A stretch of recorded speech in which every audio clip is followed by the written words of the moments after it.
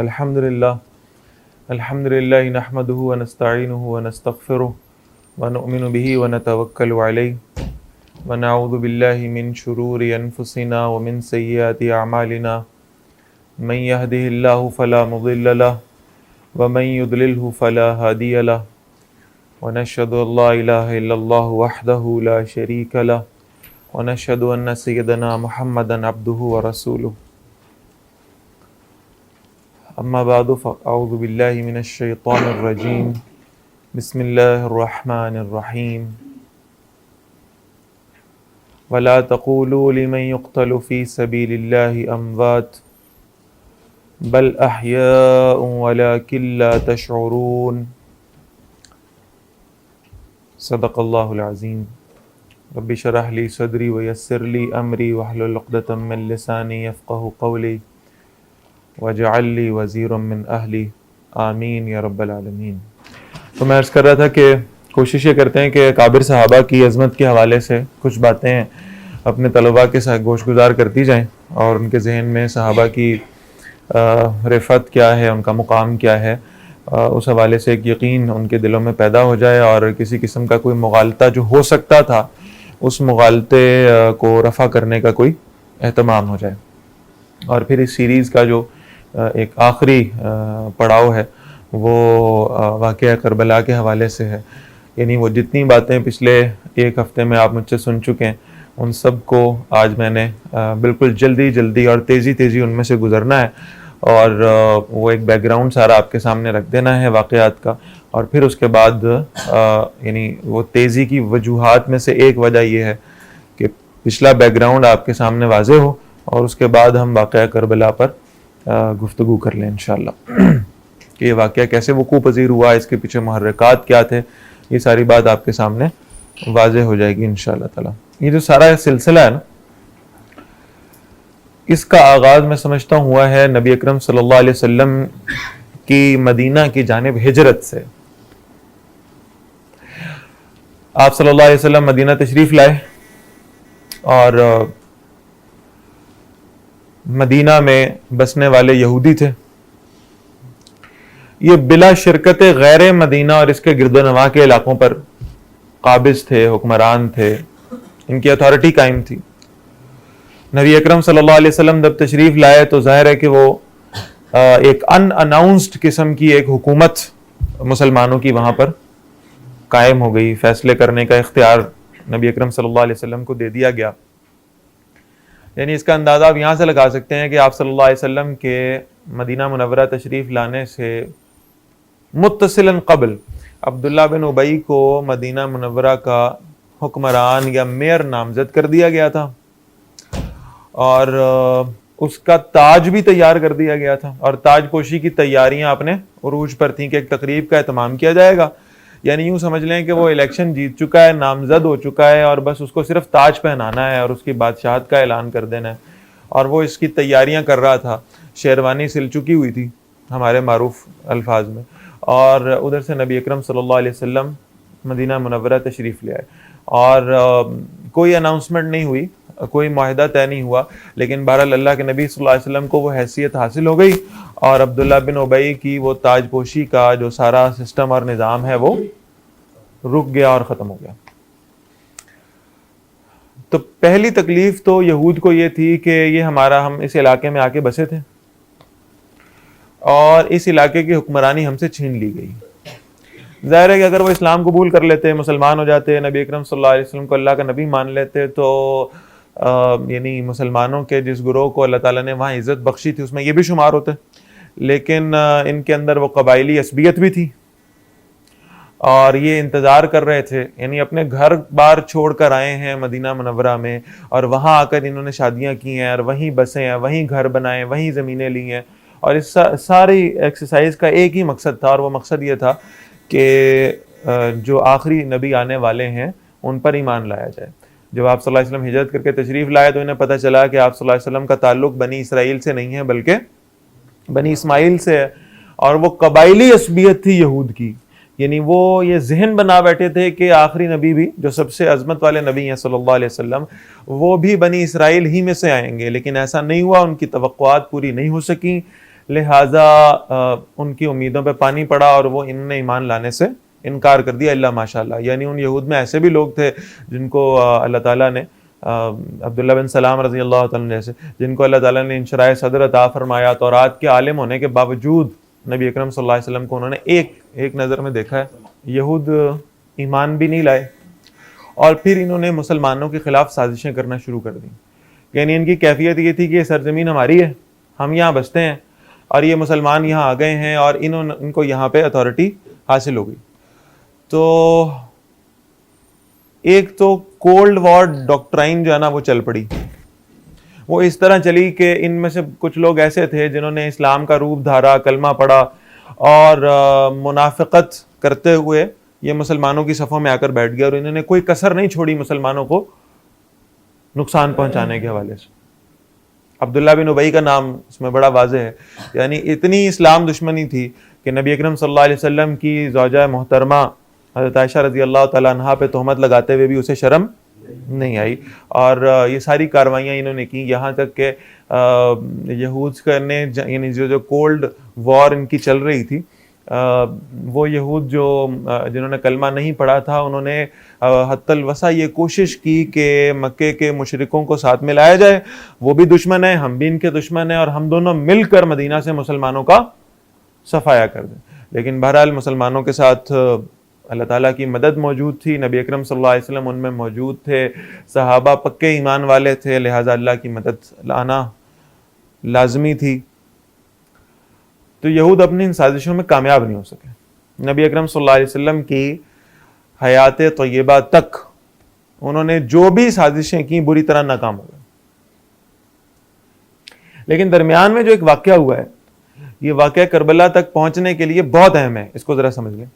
میں صرف اشارہ کر دوں گا، آپ ساری باتیں یہ جانتے ہیں کہ یہودیوں کے کچھ قبیلے ایسے تھے جن قبیلوں نے مسلمانوں سے عہد شکنی کا ارتکاب کیا.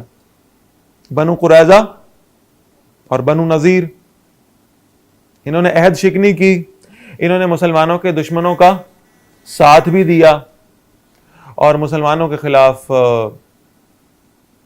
جنگ کا اہتمام بھی کرتے رہے.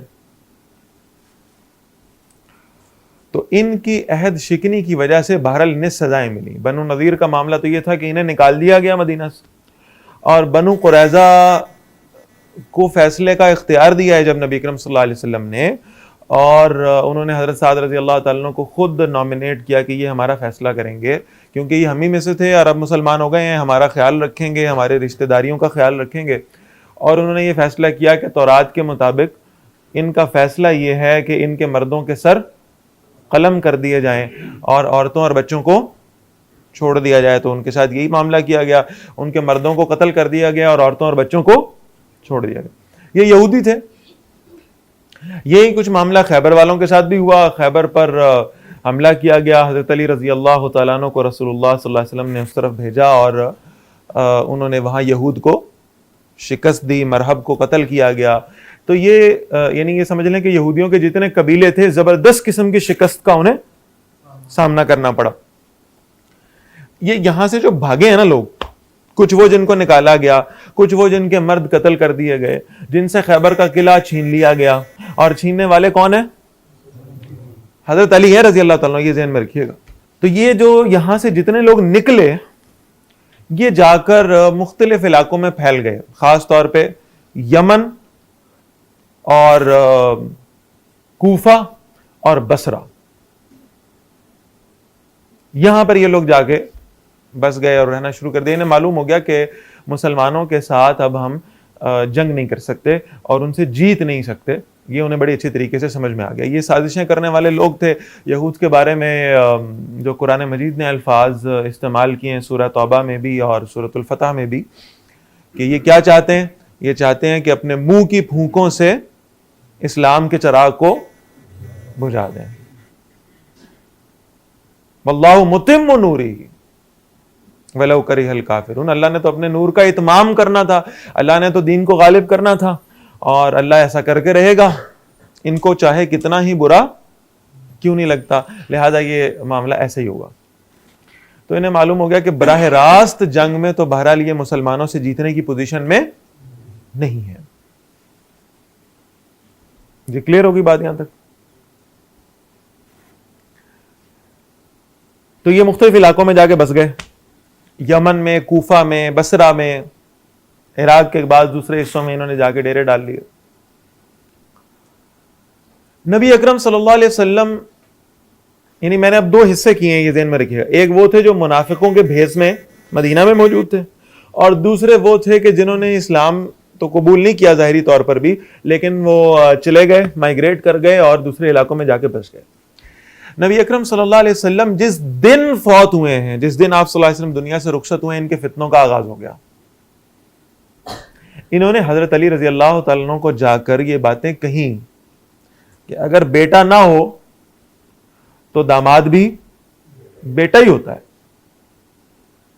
نبی اکرم صلی اللہ علیہ وسلم کا کوئی جانشین نہیں ہے، کوئی بیٹا نہیں ہے، لہٰذا آپ بھی بیٹے کے قائم مقام ہیں اور آپ ہی جانشین بنتے ہیں، لہذا خلافت آپ ہی کا حق ہے۔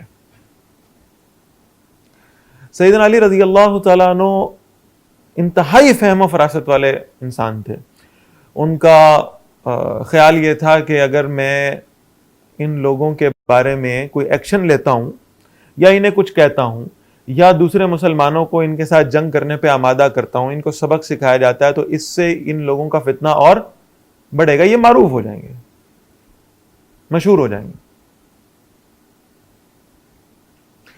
تو حضرت علی رضی اللہ تعالیٰ نے ان کو اگنور کیا،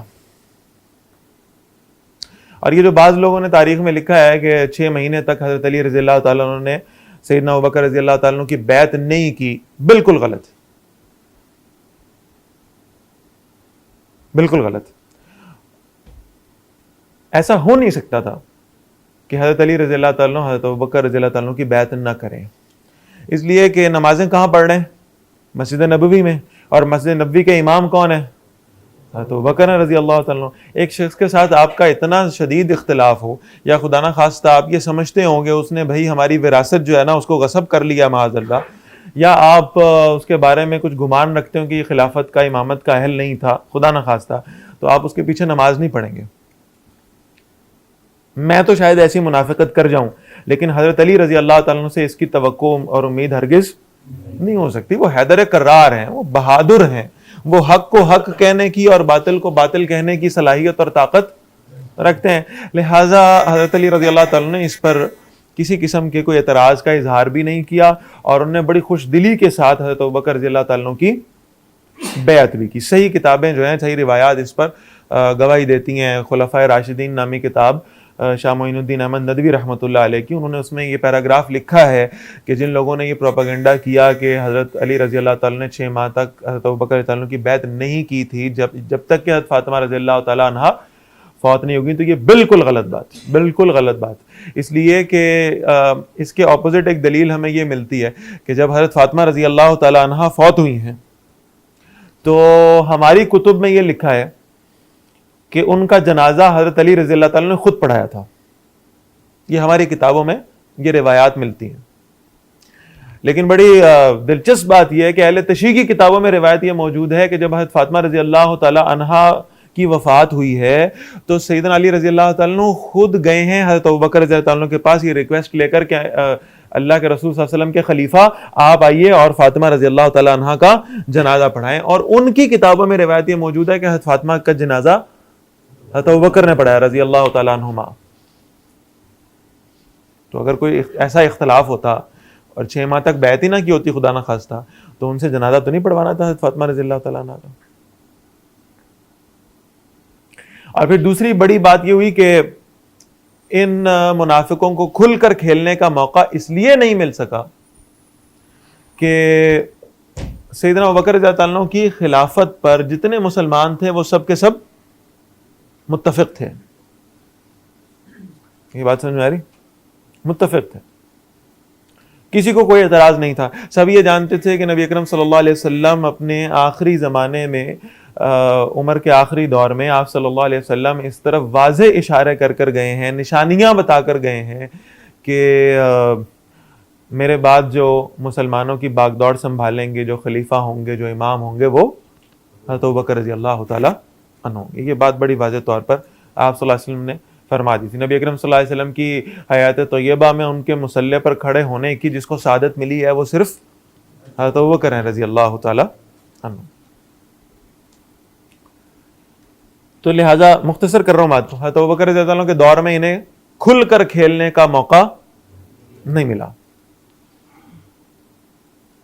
حضرت ابوبکر رضی اللہ عنہ فوت ہوئے اور وفات سے قبل انہوں نے حضرت عثمان رضی اللہ تعالیٰ عنہ سے ایک کاغذ پر نام لکھوایا کہ وہ کس کو اپنے بعد مسلمانوں کا امیر بنانا چاہتے ہیں, نامزد کرنا چاہتے ہیں اس کو. اور حضرت عمر رضی اللہ تعالیٰ عنہ کا نام لکھوایا. اس کاغذ کو لے کر حضرت ابوبکر رضی اللہ تعالیٰ عنہ مسجد نبوی میں آئے. اس کو سیل لگی ہوئی ہے, وہ ہر طرف سے بند ہے, اور دو اشخاص کو پتا ہے کہ اس میں کس کا نام ہے. حضرت ابوبکر رضی اللہ تعالیٰ عنہ کو معلوم ہے اور حضرت عثمان غنی رضی اللہ تعالیٰ عنہ جو لکھ رہے تھے ان کو معلوم ہے. اور سیدنا ابوبکر رضی اللہ تعالیٰ عنہ نے مسجد نبوی میں آ کر کسی کو نام بتائے بغیر یہ کہا کہ جس بھی شخص کا نام میں نے اپنے بعد مسلمانوں کی عمارت کے لیے پرپوز کیا ہے, نامزد کیا ہے, میں نے اس کاغذ میں لکھ دیا ہے, کیا جو میں نے نامزد کیا ہے تم اسے تسلیم کرو گے؟ تو پورے مجمع میں سے صرف ایک آواز آئی کہ ہم نہیں مانیں گے اس پر. دیکھنے والوں نے دیکھا کہ یہ جملہ کہنے والے سیدنا علی رضی اللہ تعالیٰ عنہ تھے.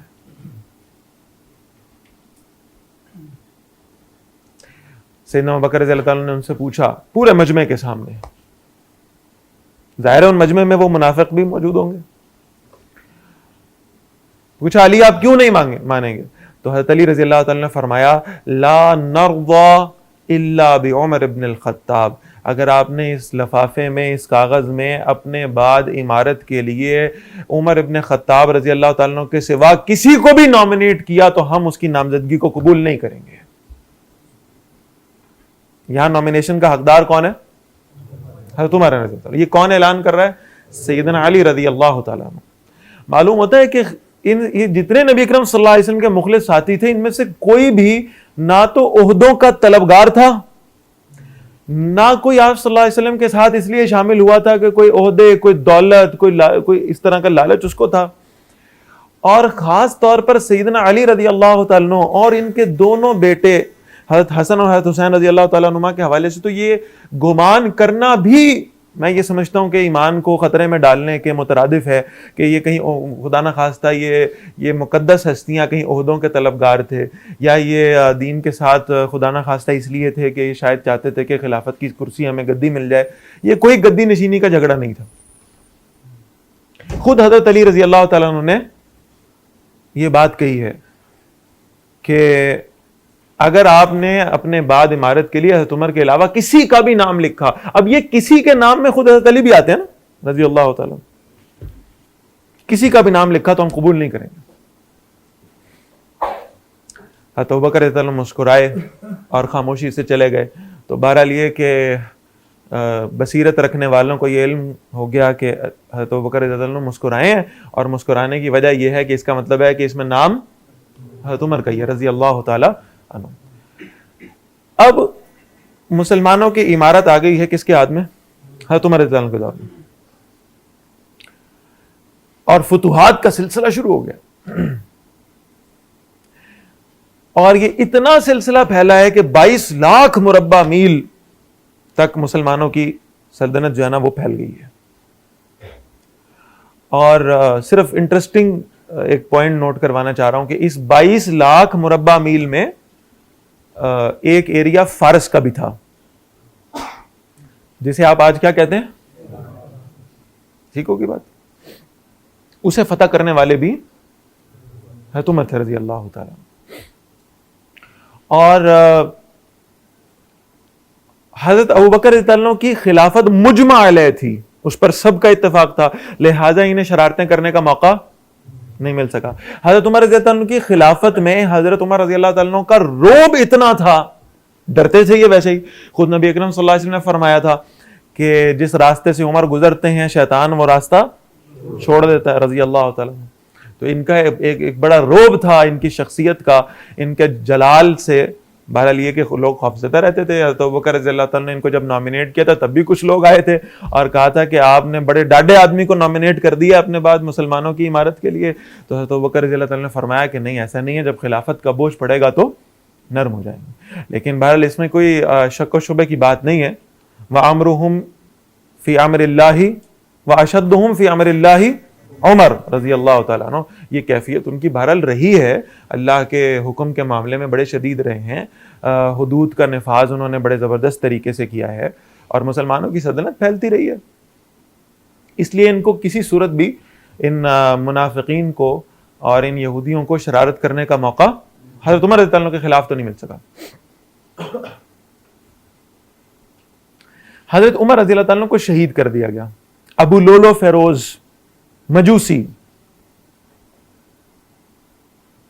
اس نے حضرت عمر رضی اللہ عنہ کو شہید کیا فجر کی نماز میں مسجد نبوی میں. اور اس ابو لولو فیروز کا جو دربار ہے, اس کی جو قبر ہے, اس پر ایک بڑا عالیشان دربار تعمیر کیا گیا ہے آج بھی ایران میں,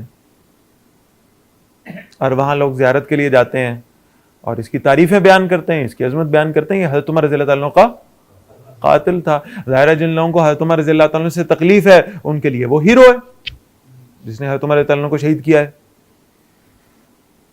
یا آپ میں سے جو دیکھنا چاہتا ہو وہ جب یوٹیوب کھولے گا تو اگر ابو لولو فیروز لکھ کے سرچ کرے گا تو اسے ایران میں اس کے مزار کی پوری ڈاکیومنٹری مل جائے گی.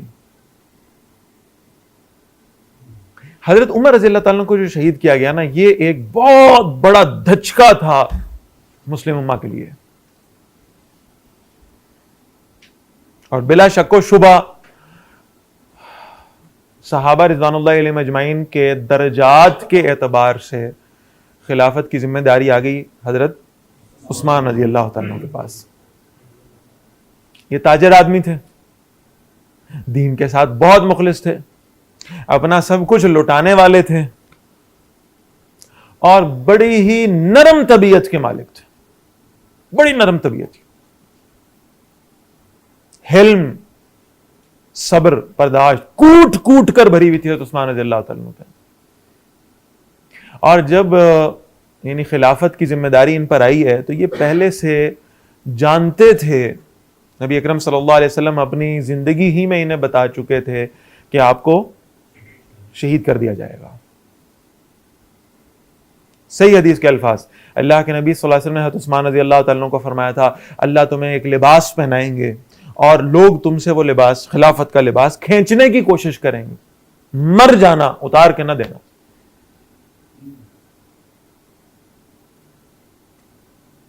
حضرت عثمان رضی اللہ تعالیٰ عنہ کی ذات کا مسئلہ صرف نہیں تھا, مسئلہ تھا خلافت کے انسٹیٹیوشن کا, کہ چار لوگ کہیں اکٹھے ہوں اور اکٹھے ہو کر مسلمانوں کے خلیفہ کے خلاف بغاوت کریں اور اس کو اٹھا کر ایک سائڈ پہ کر دیں.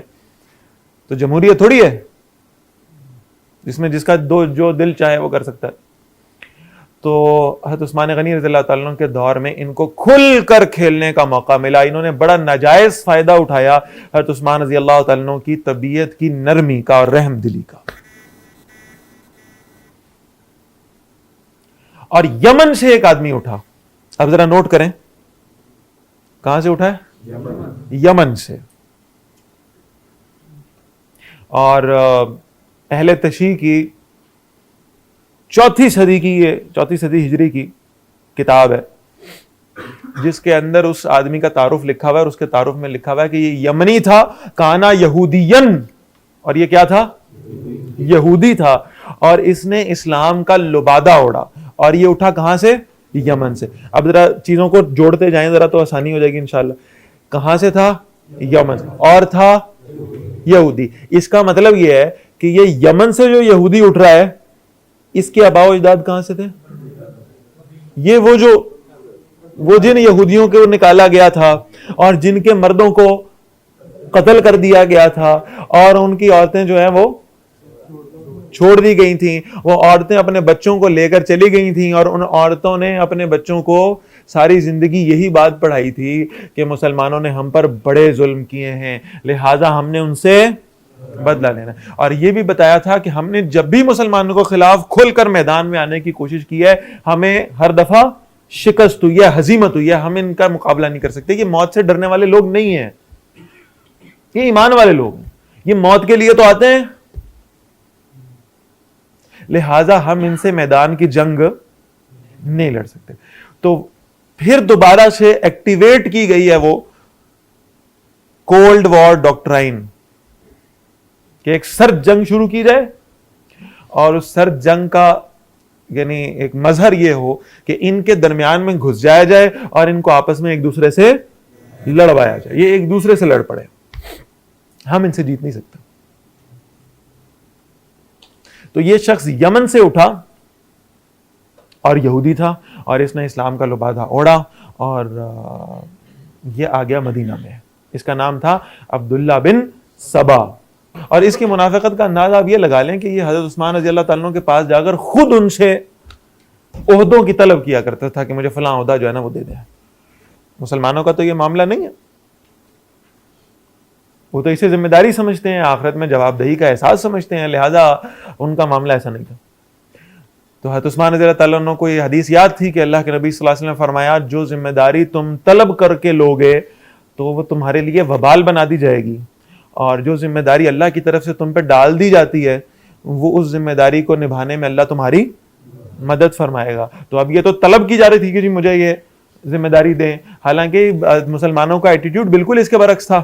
اس لیے کہ حضرت ابوبکر رضی اللہ تعالیٰ عنہ نے جب سیدنا عمر رضی اللہ تعالیٰ عنہ کو یہ بتایا ہے کہ میں نے اپنے بعد آپ کو نامزد کر دیا ہے, تو حضرت عمر رضی اللہ تعالیٰ عنہ نے کیٹیگوریکلی بالکل ایک سیکنڈ میں جواب دیا ہے کہ لا حاجت لی بہا, مجھے اس خلافت کی کرسی کی کوئی حاجت نہیں ہے, مجھے کوئی ضرورت نہیں, تو ذمہ داری ہے مجھ سے, تو اللہ نے قیامت والے دن فرات کے کنارے کھڑے پیاسے کتے کا بھی حساب لینا ہے, میں کیسے حساب پورے کرتا پھروں گا.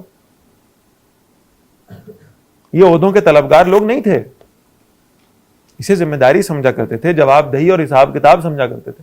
اب یہاں کیا ہو رہا ہے, یہاں آگے وہ خود کہہ رہا ہے جی مجھے کوئی ذرا اچھی سی کوئی پوسٹ دے دیں, کوئی وزارت, کوئی مشیر کا عہدہ مجھے دے دیں, کوئی وزیر کا عہدہ دے دیں. اور حضرت عثمان رضی اللہ عنہ نے ڈینائی کیا, اور اس کی ان شرارتوں کی وجہ سے اسے مدینہ بدر کر دیا گیا.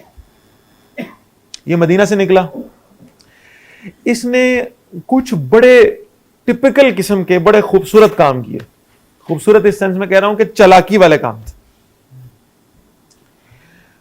ایک کام اس نے یہ کیا کہ جتنے لوگ اس کے پاس کے آس پاس کچھ لوگ موجود تھے ان کو اس نے تیار کیا کہ وہ خلافت اسلامیہ کے شعبہ ڈاک میں بھرتی ہو جائیں. کوئی ذرائع ابلاغ کا کوئی اور سسٹم تو تھا نہیں, نہ اخبار چھپتے تھے, نہ کوئی ٹیلی ویژن تھے, نہ کوئی انٹرنیٹ تھا, نہ ٹیلی فون تھے. تو ساری جو انفارمیشن شیئرنگ تھی وہ کس بیس پر ہوتی تھی, ڈاک کی بنیاد. اس نے اپنے جو آس پاس کے جتنے لوگ تھے انہیں محکمہ ڈاک میں بھرتی کرا دیا. پھر یہ گیا شام, دمشق پہنچ گیا. اب دمشق میں گورنر کون ہے, حضرت معاویہ رضی اللہ تعالیٰ عنہ. اس کی ان شرارتوں کی وجہ سے اور لوگوں کو بھڑکانے کی وجہ سے اور بغاوت پر اکسانے کی وجہ سے اسے دمشق سے بھی نکالا گیا. اب یہ ذرا ذہن میں رکھیے گا کہ حضرت عثمان رضی اللہ عنہ نے بھی اس کو نکالا ہے اور حضرت معاویہ رضی اللہ تعالیٰ نے بھی نکالا ہے. یہ دونوں شخصیات اس کے لیے قابل برداشت ہرگز نہیں ہے. یہ وہاں سے نکلا. اس کے بعد یہ بصرہ بھی گیا, وہاں بھی جا کر اس نے لوگوں کو اپنے موقف کا قائل کیا. اور پھر بالآخر جو اسے جائے پناہ ملی ہے نا زبردست قسم کی, وہ ملی ہے کوفہ.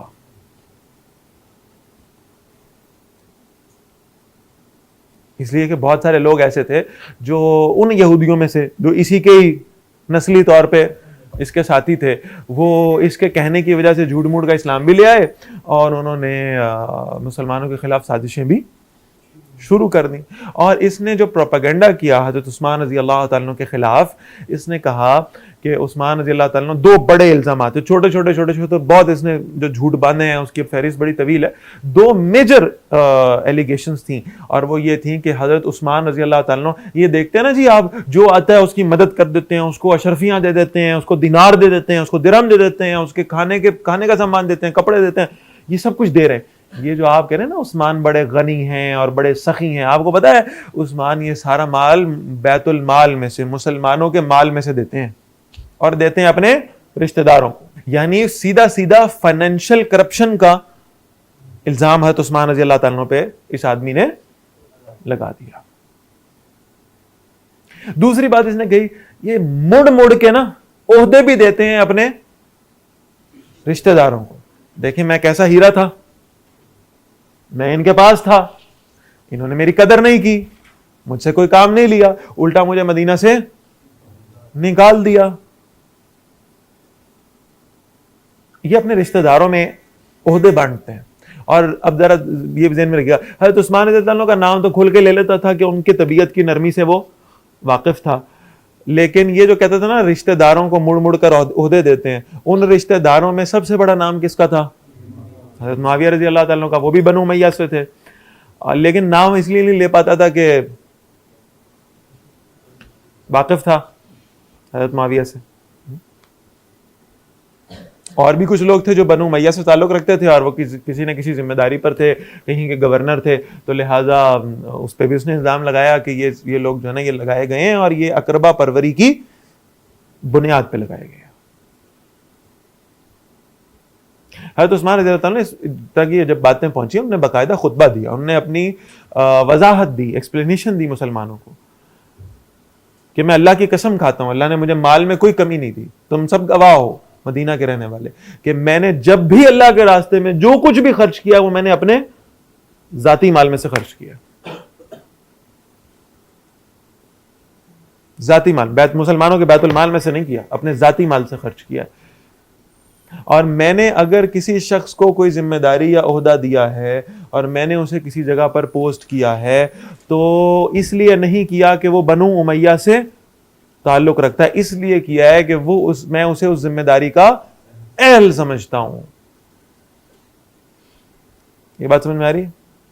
میں اسے اس ذمہ داری کا اہل سمجھ, اس لیے میں نے اسے تعینات کیا. یہ پوری ایکسپلینیشن حضرت عثمان رضی اللہ عنہ کی دی. لیکن مسئلہ یہ ہے کہ اس ایکسپلینیشن کو مدینہ سے کوفہ تک لے جانے والے کون ہیں؟ وہ ڈاکیے کون ہیں؟ وہ عبداللہ بن سبا کے بھرتی کیے ہوئے ہیں. لہذا صحیح انفارمیشن کا حصول ناممکن بنا دیا گیا, لوگوں کو بھڑکایا گیا, انہیں اپنے ساتھ ملایا گیا, اور یہ ساری ترتیب رہی. اور بالآخر ان سازشوں کے نتیجے میں مختصر کر رہا ہوں, اس میں میں بہت تفصیل سے کلاس میں گفتگو کر چکا ہوں, جو طلبہ یہاں بیٹھے ہیں, کہ حضرت عثمان رضی اللہ عنہ کو ان سازشوں کے نتیجے میں شہید کر دیا گیا. اور پہلے سے اس نے گراؤنڈ بنائی تھی کہ حضرت علی رضی اللہ تعالیٰ عنہ کو مسلمانوں کا خلیفہ بنایا جائے, اور ظاہر ہے کہ اب سینیورٹی کے اعتبار سے, سینیورٹی لسٹ کے اعتبار سے اب نمبر کس کا تھا؟ حضرت علی رضی اللہ تعالیٰ عنہ کا ہی تھا. لہذا مسلمانوں کی خلافت کا قلمدان اب ان کے پاس آ گیا. حضرت علی رضی اللہ تعالیٰ عنہ کو یہ سب لوگ مل کر بھڑکاتے رہے ہیں, سمجھاتے رہے ہیں کہ آپ کو معاویہ رضی اللہ تعالیٰ عنہ کو معزول کر دینا چاہیے, وہ آپ سے اختلاف رکھتے ہیں. اور اختلاف کتنی سی بات پر تھا, یعنی ایک اجتہادی رائے کا اختلاف تھا. حضرت معاویہ رضی اللہ تعالیٰ عنہ کی رائے یہ تھی کہ حضرت عثمان رضی اللہ تعالیٰ عنہ کے قاتلوں سے قصاص فوری طور پر لینا چاہیے, خلافت کے ادارے کو جو ہے نا کمزور کر دیں گے. یہ حضرت علی رضی اللہ تعالیٰ عنہ کو ایک گھیر کے بیٹھے ہوئے ہیں, اور یعنی یہ حضرت علی رضی اللہ عنہ کو بھی نقصان پہنچائیں. حضرت علی رضی اللہ تعالیٰ عنہ کی رائے بھی یہی تھی کہ ان کا قصاص لینا چاہیے, لیکن صرف تھوڑا سا اس کو پینڈنگ کر دیا جائے تاکہ مسلمانوں کی جو اس وقت صورتحال ہے, حضرت عثمان رضی اللہ تعالیٰ عنہ کے دور میں کوئی زمین فتح نہیں ہوئی, جو حضرت عمر رضی اللہ عنہ کی شہادت تک ہوئی تھی وہیں آگے بات بڑھ نہیں رہی ہے, آپس کے مسائل بہت زیادہ ہیں, لہٰذا اس کو ابھی پینڈنگ کر دیا جائے, اور کچھ عرصے کے بعد جب ذرا اسٹیبلٹی آ جائے گی تو پھر ہم اس کیس کو آگے چلا لیں گے. صرف اجتہادی رائے کا فرق تھا. علی وجہ البصیرہ میں یہ بات کہہ رہا ہوں کہ حضرت علی رضی اللہ تعالیٰ عنہ کسی صورت بھی حضرت عثمان رضی اللہ عنہ کے قاتلوں کو چھوڑنے پر تیار نہیں تھے. کیسے ہو سکتا ہے؟ حضرت علی رضی اللہ عنہ کوئی انصاف اور عدل کے منافی فیصلہ کر ہی نہیں سکتے. پہلے خلفاء کے دور میں یہ قاضی القضاء رہے ہیں, چیف جسٹس رہے ہیں, تو جب یہ خود عدل و انصاف کے اس قلمدان کو سنبھالے رہے ہیں اور قانون کو اچھی طرح جانتے ہیں, شریعت کو جانتے ہیں, تو یہ شریعت کے مخالف فیصلہ کرنے کا سوچ بھی نہیں سکتے. صرف ایک اجتہادی رائے تھی, اور اس اجتہادی رائے کو خراب کیا ہے ان ڈاکیوں نے. یعنی جو کمیونیکیشن ہو رہی تھی حضرت علی اور حضرت معاویہ رضی اللہ تعالیٰ عنہما کے مابین, اس کمیونیکیشن کو گڑبڑ کرتے تھے یہ ڈاکیے جو عبداللہ بن سبا نے بھرتی کی وجہ. اور یہ غلط فہمیاں پھیلاتے گئے اور مس کمیونیکیشن پھیلاتے گئے، اور پھر اس کا نتیجہ بہرحال یہ نکلا کہ یہ دونوں لشکر لے کر ایک دوسرے کے آمنے سامنے آ کر کھڑے ہو گئے، حضرت علی بھی اور حضرت معاویہ بھی رضی اللہ تعالی عنہما. میں یہ پہلے ذکر کر چکا ہوں بڑی تفصیل سے کہ اس کا یہ ہرگز مطلب نہیں تھا کہ دو لشکر اگر ایک دوسرے کے آمنے سامنے کھڑے ہیں تو ان دونوں میں سے یہ لازم ہے کہ کوئی ایک حق پہ ہوگا اور دوسرا باطل پہ ہوگا. یہ لازمی نہیں.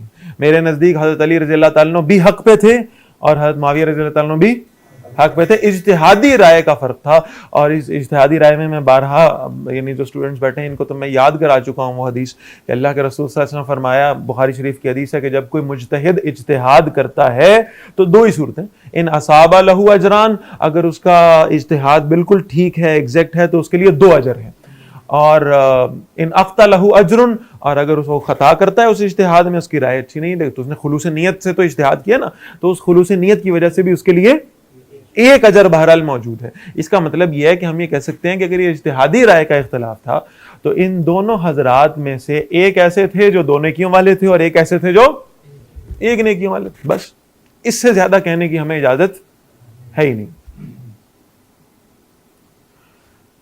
مختصر، حضرت علی رضی اللہ تعالیٰ اور حضرت معاویہ رضی اللہ عنہ میں صلح ہوئی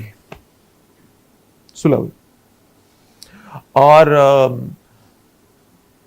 اس میں آپ سلام پیش کریں گے حضرت علی رضی اللہ تعالیٰ کو کہ جب 1 to 1 بیٹھے ہیں، جب آپس میں گفتگو ہوئی ہے تو حضرت علی رضی اللہ تعالیٰ کو یہ بات بالکل اچھے سے سمجھ آ گئی تھی کہ یہ ساری چیزیں کیوں ہوئی ہیں. اذ جاءکم فاسق بنبع فتبینوا، یہ فاسق تھے جو خبریں لے کر ادھر ادھر جاتے رہے تھے، اور سورہ حجرات میں قرآن نے کہا فتبینوا، تحقیق کر لیا کرو کہ یہ صحیح کہہ رہے نہیں کہہ رہے.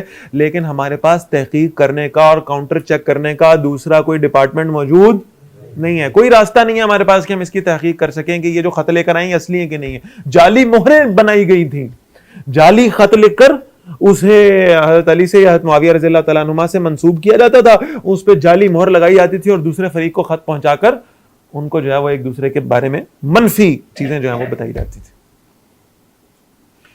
تو حضرت علی رضی اللہ تعالیٰ عنہ کے پاس اس مس کمیونیکیشن سے بچنے کا صرف ایک راستہ تھا، اور وہ راستہ یہ تھا کہ صلح کی جائے، اور صلح ایسے کر لی جائے کہ خود حضرت علی رضی اللہ تعالیٰ نے یہ آفر کی کہ معاویہ آپ شام کا جتنا علاقہ ہے اس کو سنبھال لیں، وہاں آپ کی اتھارٹی ہوگی، اور مدینہ اور اس سے ملحقہ جتنا علاقہ ہے اس کو ہم سنبھال لیتے ہیں. تو اس پہ اتفاق ہو گیا. حضرت علی رضی اللہ تعالیٰ عنہ مدینہ کے خلیفہ بن گئے، حضرت معاویہ رضی اللہ عنہ شام کے خلیفہ بن گئے،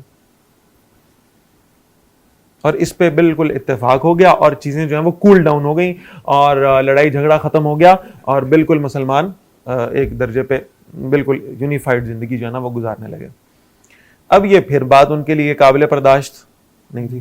حضرت معاویہ رضی اللہ عنہ سے صلح ہو جائے، وہ کیا مشن لے کر آئے ہوئے تھے کہ ان کو ایک دوسرے سے لڑوایا جائے. تو صلح ہو رہی ہے، اور یہ تو جب آمنے سامنے بیٹھے ہیں تو ساری غلط فہمیاں دور ہو گئی ہیں، اور ایک دوسرے سے وہ محبت والا تعلق پھر استوار ہو گیا ہے، لہذا یہ تو ان کی موت تھی.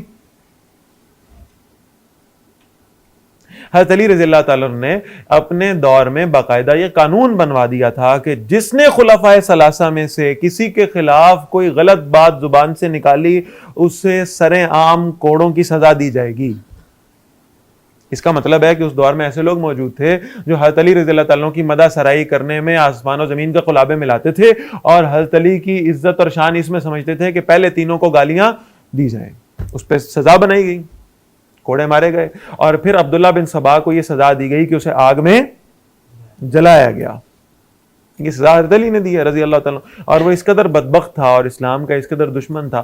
آپ کو یعنی اس بات سے یقین ہو جائے گا کہ ایک رتی برابر ایمان اس شخص کے دل میں موجود نہیں تھا کہ جب اسے آگ میں ڈالا گیا اور اس کے کپڑوں کو آگ نے پکڑ لیا اور آگ کی حدت اس کے جسم کو جھلسانے لگی، تو اس نے دنیا سے جاتے وقت جو آخری جملہ کہا ہے آن ریکارڈ، اس نے کہا ہے میں کہتا تھا نا علی خدا ہے، دیکھو خدا آگ میں جلاتا ہے اور علی مجھے آگ میں جلا رہا ہے رضی اللہ تعالیٰ. آخری جملہ بھی وہ فتنے والا کہہ گیا کہ خدا کس کو مانا جائے؟ حضرت علی رضی اللہ تعالیٰ عنہ کو. اب یہ تو ختم ہو گیا، اس کی باقیات موجود تھیں، وہ ساری قوتیں موجود تھیں جو یہ چاہتے تھے کہ بھئی مسلمانوں میں لڑائی اور خانہ جنگی چلتی رہے، ورنہ یہ ہوگا کہ اگر یہ متفق ہو گئے، متحد ہو گئے، صلح کر لی اور سارے معاملات جو ہیں وہ بالکل ایک سموتھ انداز سے چلنے لگے، تو پھر ان کا رخ کس کی طرف ہو جائے گا؟ یہودیوں کی طرف.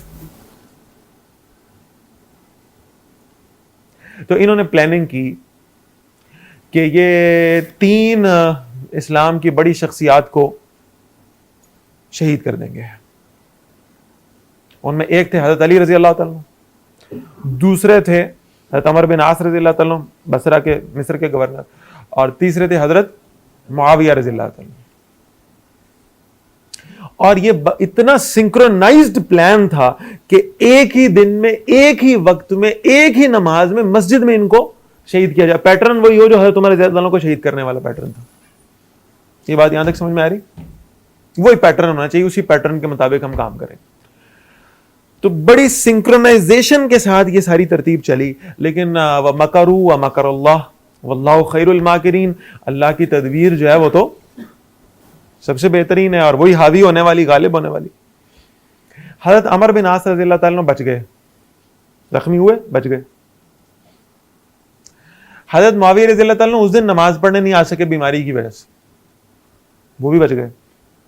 حضرت علی رضی اللہ تعالیٰ عنہ پہ انہوں نے حملہ کیا ابن ملجم نے، اور حضرت علی رضی اللہ تعالیٰ عنہ کو شہید کر دیا. حضرت علی رضی اللہ تعالیٰ عنہ کی شہادت کے بعد، یعنی ان سے ان کی زندگی میں یہ پوچھا گیا تھا کہ آپ کے بعد آپ کے بیٹے حضرت حسن رضی اللہ تعالیٰ عنہ کو ہم ذمہ داری دے دیں خلافت کی؟ تو انہوں نے کہا تھا چاہو تو بنا لو، چاہو تو نہ بناؤ. تو حضرت علی رضی اللہ عنہ کی شہادت کے بعد انہوں نے حضرت حسن رضی اللہ تعالیٰ عنہ کو مجبور کیا کہ وہ مسلمانوں کے امیر بن جائیں. یہ حضرت حسن رضی اللہ تعالیٰ عنہ کی بصیرت جو تھی نا، خاص اللہ نے ان کو عطا فرمائی تھی. حدیث میں موجود ہے اللہ کے رسول صلی اللہ علیہ وسلم نے حضرت حسن رضی اللہ تعالیٰ عنہ کو اپنی گود میں اٹھایا اور آ کے ممبر پہ بیٹھے اور لوگوں کے سامنے کہا، یہ میرا وہ سردار بیٹا ہے جو مسلمانوں کے 2 گروہوں میں صلح کرائے گا، بین الطائفتان من المؤمنین، ایمان والوں کے 2 گروہوں میں صلح. اس کا مطلب ہے ادھر والے بھی ایمان والے ہیں اور ادھر والے بھی ایمان والے، اس میں کوئی شک نہیں. حضرت حسن رضی اللہ تعالیٰ عنہ اپنے والد کو سیدنا علی رضی اللہ تعالیٰ عنہ کو ان کی خلافت، ان کی زندگی میں یہ کہا کرتے تھے کہ یہ جو لوگ ہیں جنہوں نے ہمیں گھیرا ہوا ہے، جو ہمارے آس پاس بیٹھے ہوئے ہیں، یہ ہمارے ساتھ مخلص نہیں ہے، یہ خوش آمدی ہیں اور یہ ہماری پیٹھ میں چھرا گھونپنے والے ہیں، آستین کے سانپ ہیں. یہ اس حقیقت کا ادراک حضرت علی کو بھی تھا رضی اللہ تعالیٰ عنہ، لیکن بہرحال ان کی طبیعت یہ تھی کہ مسلمانوں میں مزید فتنہ اور انتشار نہ پھیلایا جائے. حضرت حسن رضی اللہ تعالیٰ عنہ جب خلیفہ بنے تو انہوں نے فوراً آ کر حضرت حسن رضی اللہ تعالیٰ عنہ کو یہ کہنا شروع کر دیا کہ آپ معاویہ کے ساتھ جنگ کریں.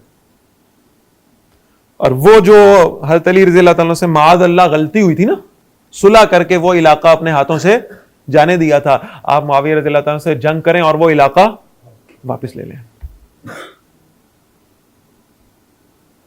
اور حضرت حسن رضی اللہ تعالیٰ عنہ نے ان کی ان باتوں سے تنگ آ کر کہا ٹھیک ہے تم جنگ کی تیاری کرو، ہم جنگ کریں گے معاویہ سے. اور ساتھ ہی انہوں نے اپنے جاسوس بھجوائے جنہوں نے آ کر یہ رپورٹ دی کہ جو لوگ آپ کو یہ کہہ رہے ہیں کہ معاویہ رضی اللہ تعالیٰ سے جنگ کی جائے اور آپ کا یہاں سے لشکر تیار کرا کے وہاں لے جانے کی باتیں کر رہے ہیں، یہی وہ لوگ ہیں جو یہاں سے دمشق گئے ہیں اور انہوں نے حضرت معاویہ رضی اللہ تعالیٰ کو یہ آفر کی ہے کہ اگر ہم حسن کو آپ کے پاس زندہ لے آئیں اور اسے گرفتار کرا دیں تو ہمیں کتنے پیسے ملیں گے. یہ تو ڈبل کراس ہو رہا ہے. اور حضرت معاویہ رضی اللہ عنہ نے ان کی اس آفر سے انکار کر دیا تھا.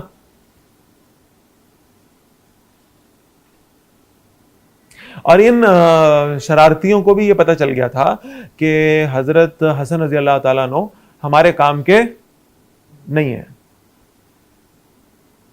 انہوں نے چند ہی دن کے بعد، یعنی ان کی مجلسوں میں یہ بات ڈسکس ہونے لگی کہ حضرت حسن رضی اللہ تعالیٰ عنہ ہمارے سمجھانے بجھانے پر بھی جنگ کی طرف نہیں آئیں گے، لہٰذا انہوں نے ان کی خلافت سنبھالنے کے چند روز بعد ہی ان پر قاتلانہ حملہ کیا، لیکن اللہ نے انہیں بچا لیا.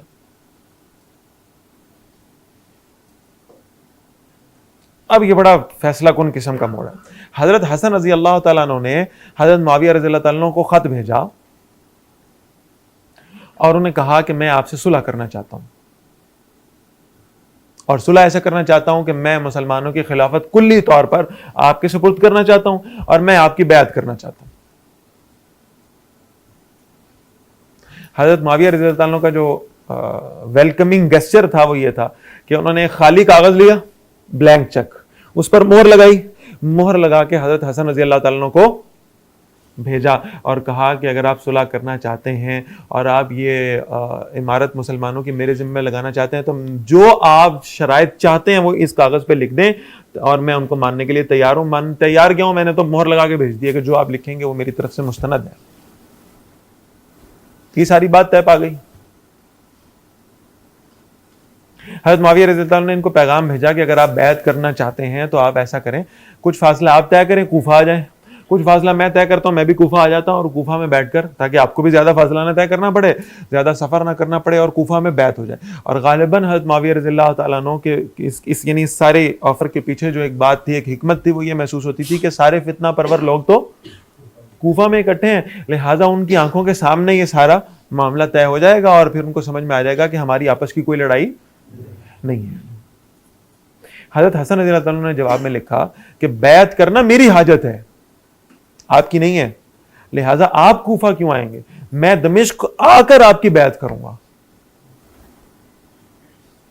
تو حضرت حسن رضی اللہ تعالیٰ عنہ اور ساتھ حضرت حسین رضی اللہ تعالیٰ عنہ اور حضرت علی رضی اللہ تعالیٰ عنہ کے دور میں جو ان کے سپہ سالار ہوتے تھے، جنہوں نے اس جنگ میں بھی کمانڈر ان چیف کا جو عہدہ ہے وہ سنبھالا تھا، ان کا نام تھا قیس بن سعد بن عبادہ. حضرت سعد بن عبادہ رضی اللہ تعالیٰ عنہ کے بیٹے تھے قیس، یہ بھی ساتھ تھے. یہ تینوں نکلے اور یہ پہنچے شام، دمشق کی جامع مسجد میں. حضرت حسن رضی اللہ تعالیٰ عنہ نے بھی سیدنا معاویہ رضی اللہ تعالیٰ عنہ کی بیعت کی. باقاعدہ اہل تشیع کی کتب کے اندر اس کی پوری ڈیٹیل موجود ہے، جو یہاں طلبہ بیٹھے ہیں ان کو میں دکھا چکا ہوں. حضرت حسن رضی اللہ عنہ نے بیعت کی حضرت معاویہ رضی اللہ تعالیٰ عنہ. حضرت حسین رضی اللہ تعالیٰ عنہ نے بھی حضرت معاویہ رضی اللہ تعالیٰ عنہ کی بیعت کی. اور پھر قیس بن سعد بن عبادہ رضی اللہ تعالیٰ عنہ کو بھی کہا کہ آپ بھی بیعت کریں، انہوں نے بھی بیعت کی. یہ اس صلح تک مسلمانوں کا جو ایریا تھا وہ وہی تھا جو حضرت عمر رضی اللہ عنہ کی شہادت پہ تھا، یعنی 22 لاکھ مربع میل، اتنا ہی تھا. کیونکہ آپس کے مسائل ہی نہیں ختم ہوئے تو جنگیں کہاں سے لڑیں گے. اب یہ صلح ہو گئی اور دو اماموں نے، دو امام ہے نا، حضرت حسن اور حضرت حسین رضی اللہ تعالیٰ عنہ، دو اماموں نے حضرت معاویہ کو اپنا امام مان لیا.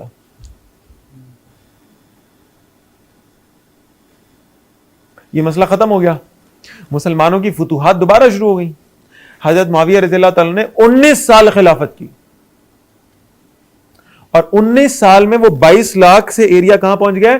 64 لاکھ مربع میل، آلموسٹ ٹرپل، 3 گنا. فتوحات ہو رہی ہیں، خوشحالی آ رہی ہے.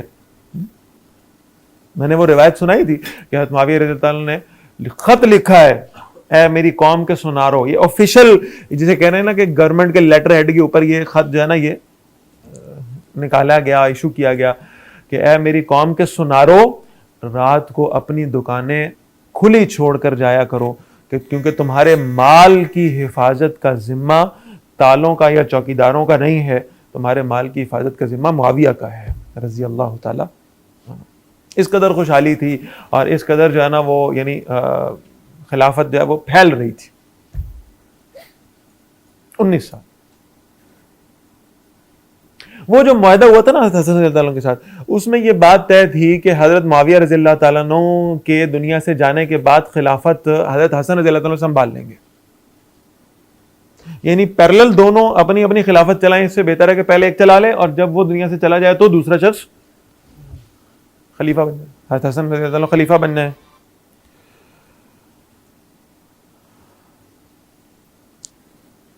لیکن اللہ کا کرنا ایسا ہوا اور انہی شرارتی لوگوں کی سازشیں یہ ہوئیں کہ حضرت حسن رضی اللہ تعالیٰ عنہ کو بھی انہوں نے شہید کر دیا. قاتلانہ حملے ہوئے، زہر دیا گیا اور بالآخر انہوں نے حضرت حسن کو شہید کر دیا رضی اللہ تعالیٰ.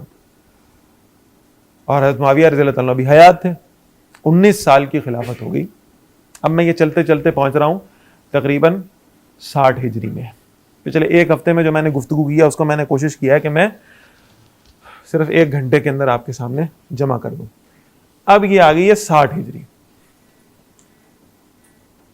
اس سے پہلے ایک واقعہ نوٹ کریے گا کہ حضرت حسین رضی اللہ تعالیٰ عنہ مدینہ منورہ میں موجود ہیں.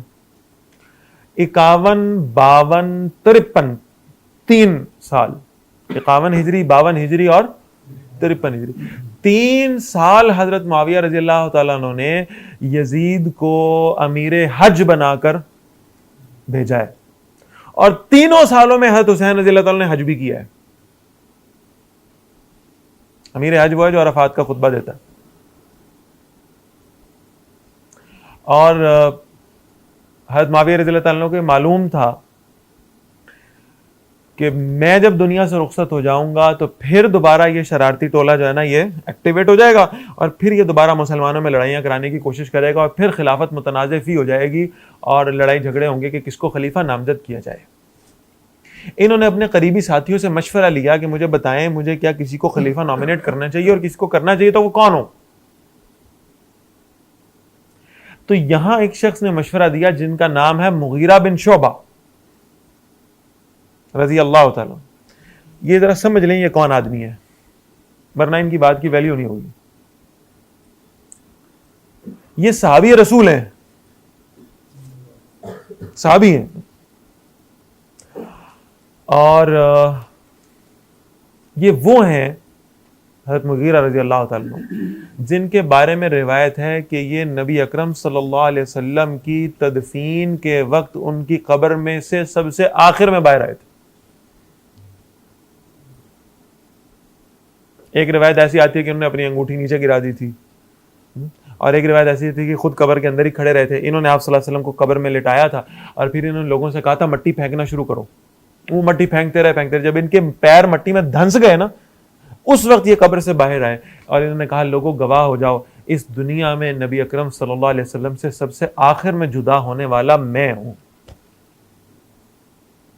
آخر تک جو تعلق جس شخص کے ساتھ رہا ہے وہ میں ہوں. انہوں نے حضرت معاویہ رضی اللہ تعالیٰ کو مشورہ دیا کہ آپ نے یزید کو آزمایا ہے, آپ نے اسے امیر حج بنایا ہے, آپ نے کئی مہمات میں اسے سپہ سالار بنا کے بھجوایا ہے, تو آپ اسے کیوں نامینیٹ نہیں کر دیتے.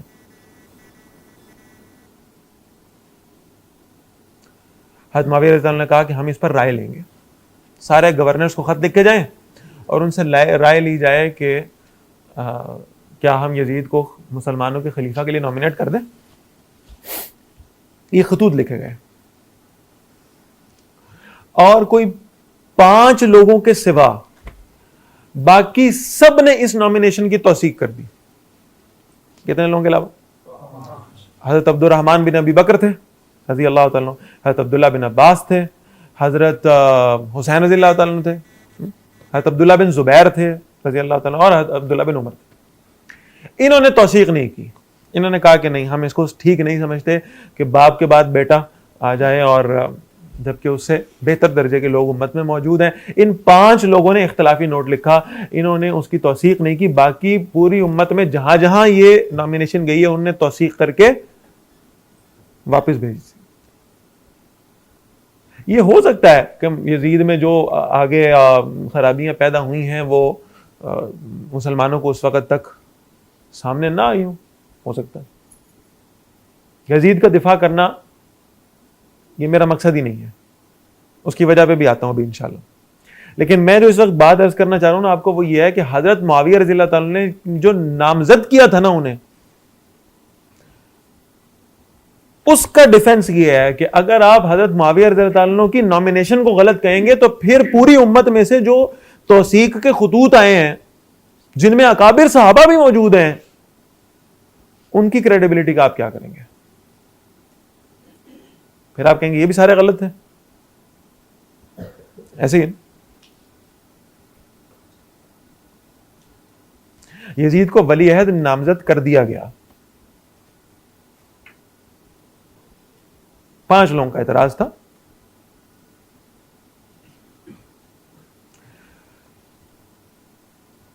حضرت معاویہ رضی اللہ تعالیٰ عنہ کی وفات ہوئی ہے 60 ہجری کے رجب المرجب کی 22 تاریخ کو. پھر کہہ رہا ہوں 22 رجب المرجب 60 ہجری حضرت معاویہ رضی اللہ تعالیٰ عنہ دنیا سے چلے گئے. بالکل اب آپ نے میرے ساتھ ساتھ چلنا ہے تو بات آسان ہوگی انشاءاللہ. یہ کون سی تاریخ ہے؟ 22 رجب 60 ہجری. 28 ہجری کو یہ خط موصول ہوا ہے مدینہ منورہ میں کہ یزید کی بیعت لے لی جائے. اختلاف کرنے والے کتنے لوگ تھے؟ 5. اب ذرا تھوڑے سے جی آ رہا ہوں اسی طرف. 5 لوگ تھے. ان 5 لوگوں میں سے عبداللہ بن عمر رضی اللہ تعالیٰ عنہ اور عبداللہ بن عباس رضی اللہ عنہ ان دونوں نے بھی یزید کی بیعت کر لی. پیچھے کتنا رہ گئے؟ 3. عبد الرحمن بن ابی بکر رضی اللہ تعالیٰ عنہ اس وقت تک فوت ہو گئے تھے. کتنے رہ گئے؟ یہ 2 اشخاص تھے جنہوں نے بیعت نہیں کی, سیدنا حسین رضی اللہ تعالیٰ عنہ اور سیدنا عبداللہ بن زبیر رضی اللہ تعالیٰ عنہ. ان دونوں نے بیعت نہیں کی.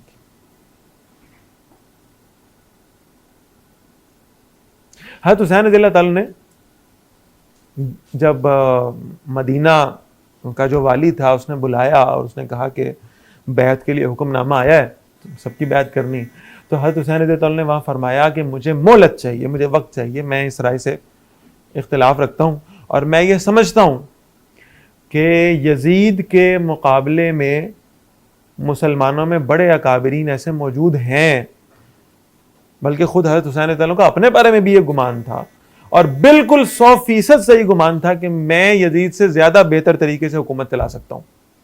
اس کا یہ ہرگز مطلب نہیں ہے کہ حضرت حسین رضی اللہ عنہ کو معاذ اللہ کسی عہدے کا لالچ تھا یا خلافت کی کوئی حرص تھی, خدا نہ خواستہ. یہ وہ خاندان ہے جس کو اللہ تعالیٰ نے وہ عزت دی ہے کہ ان کو کسی شے کی دنیاوی عہدے کی کوئی حرص و ہوس نہیں ہو سکتی. بہت اونچے درجات کے لوگ ہیں, بہت. یہ جو چیزیں نا ان لوگوں کے سامنے یہ بہت چھوٹی چیزیں ہیں. ان کا احترام, ان کی محبت, یہ تو امت کے اندر. آپ آج بھی آپ نماز پڑھتے ہیں اور آپ اس میں درود ابراہیمی پڑھتے ہیں تو اس میں ان پہ درود بھیجتے ہیں نہیں بھیجتے؟ اللہم صلی علی محمد وعلی آل محمد.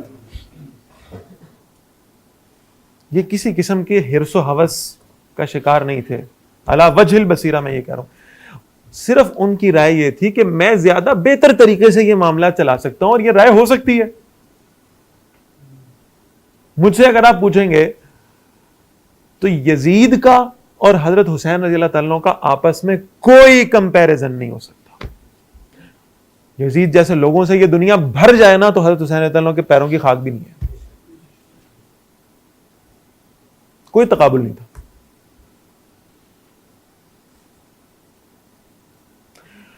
تو حضرت حسین رضی اللہ تعالیٰ نے مہلت مانگی اور مہلت مانگ کے 28 رجب کی رات کو یہ روانہ ہوئے ہیں مکہ کے لیے. یہ بات سمجھ آ رہی؟ ایک آدھ تاریخ کا کسی روایت میں فرق ہو تو میں کہہ نہیں سکتا. بہرحال یہ روانہ ہو گئے کہاں کے لیے بھائی؟ مکہ کے لیے.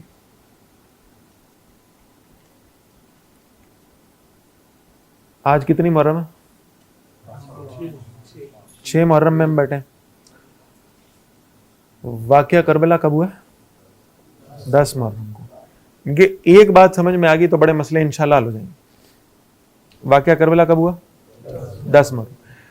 28 رجب کو حضرت حسین رضی اللہ عنہ مدینہ سے نکلے ہیں اور شعبان کی ابتدائی تاریخوں میں مکہ پہنچ گئے.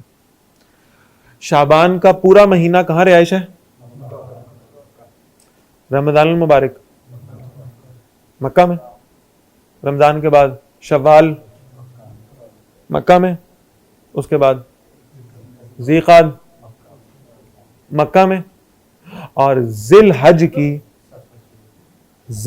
کی 8 تاریخ کو یہ مکہ سے واپس روانہ ہوئے. کتنے مہینے؟ شاباش.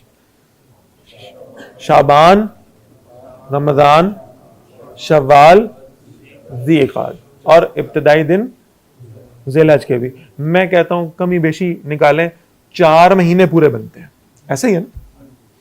ان 4 مہینوں تک خلیفہ کون تھا؟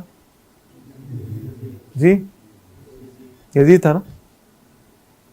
ان 4 مہینوں میں جب مکہ کے لوگوں کو پتہ چلتا ہے شعبان کے مہینے میں کہ رسول اللہ صلی اللہ علیہ وسلم کے نواسے سیدنا حسین رضی اللہ تعالیٰ عنہ تشریف لے آئے ہیں، تو آپ کا کیا خیال ہے کہ لوگ ان کو ملنے نہیں آتے ہوں گے؟ لوگ ان کی مجلس میں بیٹھنے نہیں آتے ہوں گے؟ لوگ ان سے دین سیکھنے نہیں آتے ہوں گے؟ لوگ ان کی زیارتیں کرنے نہیں آتے ہوں گے؟ کیوں بھائی؟ آتے ہوں گے نا. آپ کے شہر میں آپ کے گھر کے قریب کوئی ایک عالم آ جائے، جو بڑے بڑے عالم کو تشریف لے آئے، آپ کا دل کرتا ہے ہم ان کی زیارت کریں، ہم ان سے ملیں، ہم ان کی مجلس میں بیٹھیں، ان سے کچھ سیکھ لیں، ہم ان کی زیارت کر لیں، دیکھ لیں ان کو، ان سے دست بوسی کر لیں، ہاتھ ملا لیں. کرتا ہے یا نہیں کرتا؟ ان سے دین سیکھ لیں. یہاں حضرت حسین رضی اللہ تعالیٰ نواسے رسول ہیں، یہ مکہ آئے ہیں، لوگ ان سے ملنے نہیں آئے ہوں گے؟ لوگوں کے دلوں میں ان لوگوں کی محبت نہیں تھی؟ جی لوگ ملنے آتے ہوں گے، مجلسیں ہوتی ہوں گی. رمضان المبارک کا مہینہ تراویحیں نہیں ہوتی تھی، نمازیں نہیں پڑھی جاتی تھی. عید الفطر خطبہ عید پہ مسلمانوں کے اجتماع میں حضرت حسین تعالیٰ شریک نہیں ہوئے ہوں گے؟ کیا وہاں ہر مسلمان کی خواہش نہیں ہوگی کہ میں عید کس سے مل لوں؟ جا کے پہلے حضرت حسین تعالیٰ سے عید مل لوں. کیوں بھائی؟ ہوتا ہوگا نا یہ سارا کچھ. یہ ساری ترتیب بن رہی ہے. کوئی ان 4 مہینوں میں حضرت حسین رضی اللہ تعالیٰ کی کوئی ایک پبلک سپیچ نہیں ہے یزید کے خلاف، دنیا کی کسی کتاب میں بھی. یہ بات سمجھ آ رہی؟ پھر بار بار کہہ رہا ہوں کہ اس کا یہ مطلب نہیں تھا کہ میں یہ کہہ رہا ہوں کہ یزید کے کو بڑے فضائل و مناقب ہے اور پتہ نہیں کون سے درجے پہ وہ بیٹھا ہوا ہے. یہ مقصد نہیں ہے. مقصد سمجھانا یہ ہے. اور ویسے بھی یعنی میں بڑے متوازن اور معتدل مزاج کو فالو کرنے والوں میں سے ہوں. میں یہ سمجھتا ہوں کہ یزید کے معاملے میں بالکل کلیریفائی کر دوں اگر آپ کے دلوں میں کوئی غلط گمان نہ تاکہ آ جائے، کہ یزید کے بارے میں میرا منہج بالکل وہی ہے جو علماء اہل سنہ کا منہج ہے. اور وہ منہج یہ ہے کہ یزید کی تعریف و توصیف کو ہم ٹھیک نہیں سمجھتے، اور یزید کو گالیاں نکالنے سے بھی احتراز کرتے ہیں، اور ہم یزید جیسے متنازع کردار کے بارے میں خاموشی اختیار کرنے کے قائل ہیں. یہی موقف اپنایا ہے امام ابن تیمیہ رحمہ اللہ نے منہاج السنہ میں. انہوں نے کہا ہے کہ نہ ہم اس کی تعریف کریں گے اور نہ ہم اس کو سب و شتم کریں گے، گالیاں دیں گے. ہمارے نزدیک ایک متنازع کردار تھا جس کے کریڈٹ پہ بھی کچھ باتیں ہوں گی، اور بہرحال یہ کہ اس کے ڈسکریڈٹ پہ بھی بہت ساری باتیں ہیں.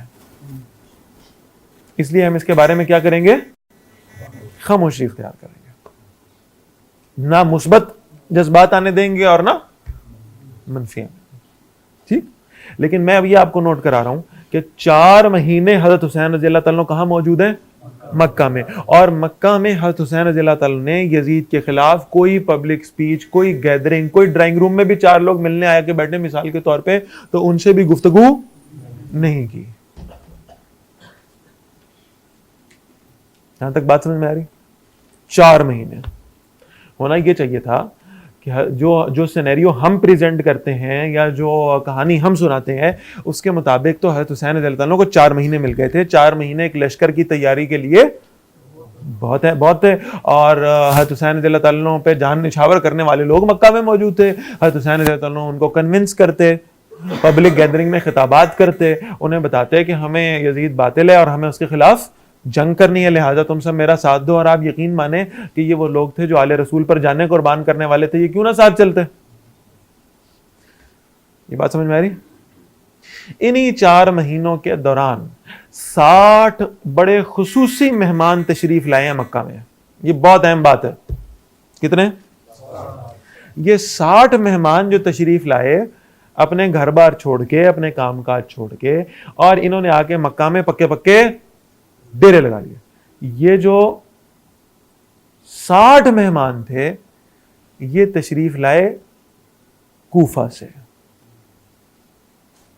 بات سمجھ میں آ رہی؟ یہ کہاں سے آئے؟ کوفہ سے. یہ ویلے تھے؟ کیوں بھائی؟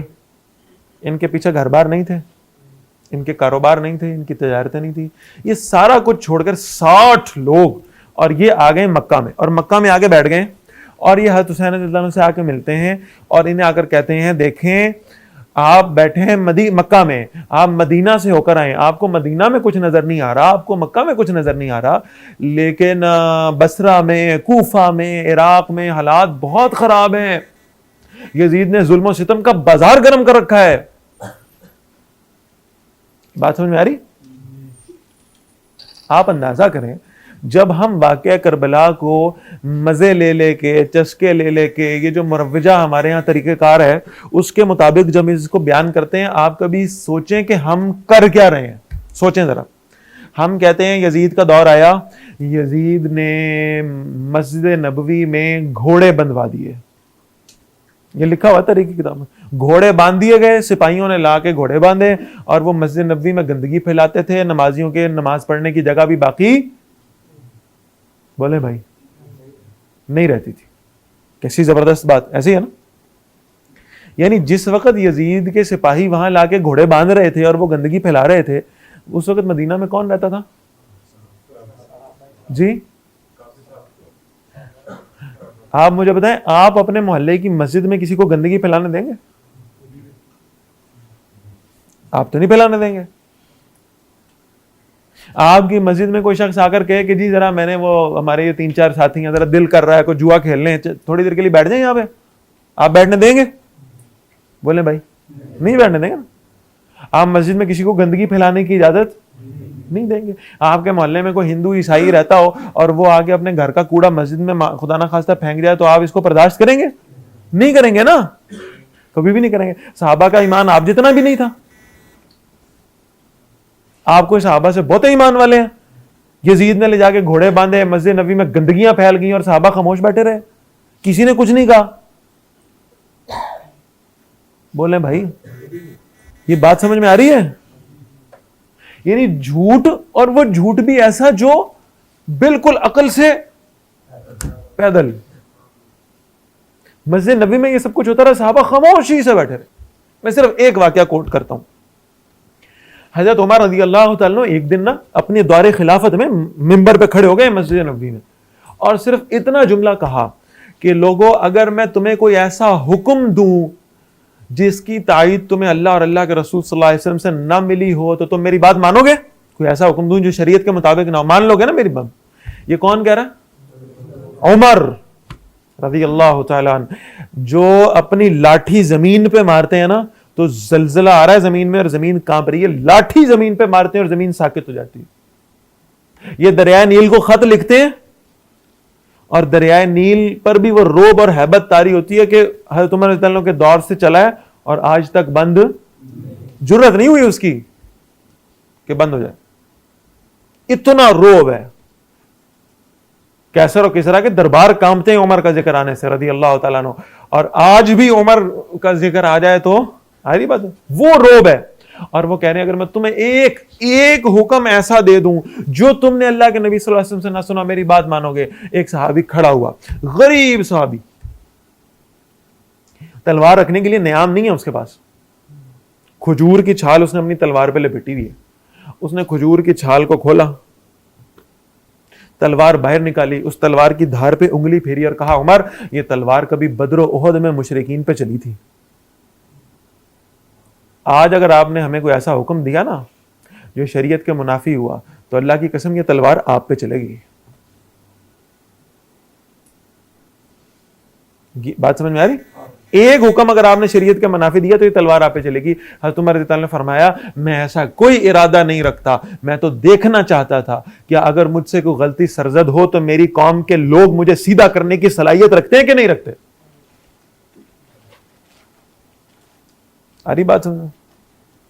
جن صحابہ کا ایمان یہ ہو کہ حضرت عمر رضی اللہ تعالیٰ جیسا جلیل القدر شخص کوئی حکم اگر بالفرض شریعت کے منافی دے دے تو وہ کہیں گے تلوار سے فیصلہ کریں گے، وہ صحابہ خاموش بیٹھے رہے، مدینے کی مسجد نبوی کے اندر گھوڑے باندھے جاتے رہے، وہ گندگی پھیلاتے رہے، یہ سب کچھ ہوتا رہا اور وہ خاموشی سے دیکھتے رہے۔ کیا یہ رسول اللہ صلی اللہ علیہ وسلم کے بعد، کیا یہ خلفائے راشدین کے بعد معاذ اللہ یہ بزدل ہو گئے تھے؟ اب بات سمجھے نا, کریڈیبلٹی کس کی متاثر ہوگی؟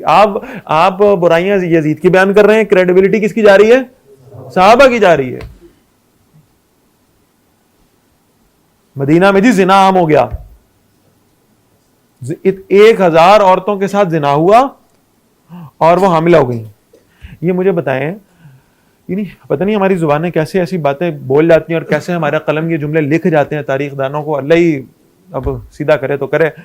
یعنی یہ 1000 عورتیں جن کے ساتھ یہ معاملہ ہوا, یہ کس کی بیویاں, کس کی بہنیں, کس کی بیٹیاں تھی بھائی؟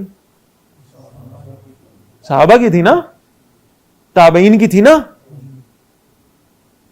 یعنی یہ صحابہ ایسے لوگ تھے کہ زنا عام ہو گیا تھا, ہر محلے گلی میں زنا ہو رہا تھا اور یہ خاموشی سے بیٹھے رہتے.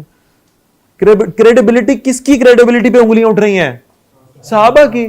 آپ واقعہ کربلا بیان کر کے سمجھ رہے ہیں حضرت حسین رضی اللہ عنہ کا مقام اونچا کر رہے ہیں, اور آپ دوسرے صحابہ پہ کیا کر رہے ہیں؟ انگلیاں اٹھا رہے ہیں, ان کی کریڈیبلٹی کو متاثر کر رہے ہیں. سب کچھ یزید کر رہا تھا اور صحابہ خاموشی سے بیٹھے ہوئے تھے, کوئی ایک بھی آواز اٹھانے والا نہیں تھا. اور اگر یہ سب کچھ ہو رہا تھا تو حضرت حسین رضی اللہ تعالیٰ کو لشکر تیار کرنا چاہیے تھا, انہیں مسلمانوں کو اپنے ساتھ جوڑنا چاہیے تھا, انہیں کہنا چاہیے تھا کہ آؤ چلتے ہیں اور جا کر یزید جیسے فاسق و فاجر حکمران کو ہم ختم کر دیتے ہیں, آؤ چلیں. اور حضرت حسین رضی اللہ عنہ اٹھتے تو سب ان کے ساتھ اٹھ جاتے. لیکن 4 مہینے میں کوئی پبلک سپیچ نہیں ہوئی, اور ان 4 مہینوں میں جو 60 مہمان ہیں نا کوفے والے, وہ کہہ رہے ہیں جی بات یہ ہے کہ یہاں تو لوگوں نے بیعت کر لی ہے ساروں نے, مکہ مدینہ والوں نے, ان کو پتہ ہی نہیں ہے. کوفہ میں لوگوں نے بیعت نہیں کی, بصرہ میں لوگوں نے بیعت نہیں کی. آپ چلیں, آپ جا کے لوگوں پر جو ظلم ہو رہے ہیں ان کو اپنی آنکھوں سے دیکھیں. لوگ آپ کے لیے بیٹھے ہیں, لوگ آپ کے ہاتھ پہ بیعت کرنے کو تیار ہیں. آپ چلیں, ان کی بیعت لیں, آپ ان لوگوں کے حالات اپنی آنکھوں سے دیکھیں. لوگ آپ کا ساتھ دینے کو تیار ہیں, آپ یزید کے خلاف جنگ کریں. وہی ساری سٹوری ہے جو پہلے حضرت علی کو سنائی گئی تھی حضرت معاویہ کے بارے میں, پھر حضرت حسن کو سنائی گئی تھی حضرت معاویہ کے بارے میں, اور اب یہ حضرت حسین کو سنائی جا رہی ہے یزید کے بارے میں. بات سمجھ میں آ رہی؟ ان 60 کوفیوں نے پورا ایک جال تیار کیا, پوری سٹیج سیٹ کر دی, اور یہ بار بار حضرت حسین رضی اللہ تعالیٰ کو پریشر کیا دے رہے. تاریخ میں یہ روایتیں آئی ہیں کہ یہ حضرت حسین رضی اللہ تعالیٰ کو کہا کرتے تھے کہ اگر آپ ہمارے ساتھ نہ گئے, جتنے لوگ کوفہ اور بصرہ میں گناہوں کی زد میں آ رہے ہیں, یا جن لوگوں کو قتل کیا جا رہا ہے, یا جن پر ظلم کیا جا رہا ہے, ان کا خون آپ کے سر پہ ہوگا. ہم قیامت والے دن آپ کے نانا کے سامنے شکایت کریں گے, ہم ان کے سامنے کہیں گے کہ آپ کا نواسہ موجود تھا, یہ ہماری خبرگیری کے لیے نہیں آیا. ایموشنل بلیک میل بھی ہو رہا ہے, ساتھ ساتھ جھوٹی کہانیاں بھی سنائی جا رہی ہیں.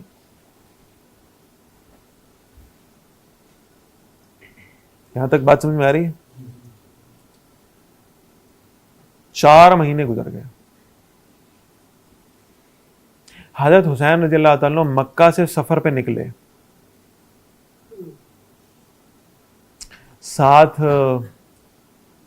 خواتین ہیں, 7 بچے ہیں, کوئی لشکر نہیں ہے, کوئی ہتھیار بھی پاس نہیں ہے. پھر بہت اہم فیکٹ میں یہاں پہ نوٹ کرا رہا ہوں, اس کو ذہن میں رکھیے گا. کس تاریخ کو نکلے؟ 8 ذی الحج کو. شاید آپ نے ایکسپیرینس کیا ہو, یعنی میں کتابوں کے حوالے دوں گا تو بات اور ہو جائے گی, لیکن بہرحال یہ ہے کہ اب تو بڑا آسان طریقہ ہے. یعنی آپ میں سے شاید کسی نے نوٹ کیا ہو کہ ماتم کا پہلا سیشن جو ہے نا وہ 8 ذی الحج کو لگ جاتا ہے, کیونکہ اس دن سفر شروع ہو گیا تھا. میرا ایک سادہ سا سوال ہے, سادہ سوال. آپ مسجد میں موجود ہیں اور آپ ایمان والے شخص ہیں, اور آپ 5 وقت کے نمازی بھی ہیں, اور آپ مسجد کی پہلی صف میں کھڑے ہوئے ہیں, اور آپ کے سامنے اذان ہونا شروع ہو گئی ہے, اور جماعت کھڑی ہو گئی ہے, اور اقامت پڑھی جا رہی ہے, اور آپ وہاں سے نکل کے باہر چلے جائیں, اس کی کوئی تک بنتی؟ جی 2 ہی باتیں ہوں گی نا, یا تو آپ کو بے نمازی آدمی خدا نہ خواستہ, ایسے ہی ہے نا, اور یا پھر یہ ہے کہ کوئی بہت زبردست ایمرجنسی ہے, کوئی ایکسٹرنل فیکٹر جس نے آپ کو مجبور کیا ہے کہ فوراً یہاں سے نکلو اور پہنچو, ایمرجنسی آ گئی. ورنہ نماز کا وقت ہے, جماعت کھڑی ہے, آپ ایمان والے ہیں, نمازی آدمی ہیں, متقی آدمی ہیں, نماز کھڑی ہو گئی ہے, اقامت پڑھی جا چکی ہے, اور بس اللہ اکبر کہہ کے ہاتھ باندھنے ہیں اور آپ وہاں سے نکل کے چلے جائیں گے. بات سمجھ میں آتی ہے؟ نہیں آتی نا. حضرت حسین رضی اللہ تعالیٰ کے بارے میں آپ کیا گمان رکھتے ہیں کہ حج سے ایک دن پہلے 4 مہینے سے مکہ میں رہ رہا ہو ایک شخص, اور وہ بھی حضرت حسین رضی اللہ تعالیٰ جیسا دینی عبادات سے شغف رکھنے والا, دین سے محبت کرنے والا, اپنی عبادات کو مکمل طور پہ ادا کرنے والا, ایمان میں کامل شخص, اور وہ 4 مہینے سے مکہ میں موجود ہو اور حج سے ایک دن پہلے نکل جائے. کیوں بھائی؟ لیکن ہوا ہے. آپ کہہ رہے نہیں ہو سکتا, ہوا ہے. آپ دیکھ لیں کتابیں, 8 ذی الحج کو نکلیں. کیوں نکلیں؟ اس لیے کہ حج کے قافلے آنا شروع ہیں, اور اب یہ جو 60 مہمان آئے ہوئے نا, ان کو خطرہ یہ ہے کہ اگر واقعی دوسرے علاقوں سے حج کے لیے آنے والے لوگوں نے حضرت حسین رضی اللہ تعالیٰ سے حج کے موقع پہ ملاقات کر لی, ساری حقیقت کھل جائے گی. یہ جو ہم کہہ رہے ہیں کہ لوگوں نے بیعت نہیں کی, مسلم امت کا بہت بڑا حصہ جس نے بیعت ہی نہیں کی یزید کی, یہ ساری کلئی کھل جائے گی. حضرت حسین رضی اللہ تعالیٰ سے ایک آدمی ملنے آئے, ظاہر ہے جو جتنے لوگ حج پہ آئیں گے انہیں معلوم ہوگا مکہ میں آ کے کہ سیدنا حسین رضی اللہ تعالیٰ وہاں موجود ہیں, ان کی خواہش ہوگی مل لیں, زیارت کر لیں, کچھ لمحے ان کی صحبت میں بسر کر لیں. وہ ملنے آئیں گے, حضرت حسین رضی اللہ ان سے پوچھیں کہ کہاں سے آئے ہو؟ جی میں بصرہ سے آیا ہوں. جی میں فلاں علاقے سے آیا ہوں, میں فلاں علاقے سے آیا ہوں. اچھا کیا صورتحال ہے؟ جی صورتحال بالکل ٹھیک ہے جی, یزید کی بیعت ہو چکی ہے جی. بات آ رہی سمجھے؟ ساری حقیقت کھل جائے گی. اور ان 4 مہینوں میں آپ حیران ہوں گے, ان 4 مہینوں میں صرف 60 کوفی مہمان نہیں ہیں, بلکہ ان 4 مہینوں میں حضرت حسین رضی اللہ تعالیٰ کے نام 12,000 خط آ چکے ہیں. کتنے؟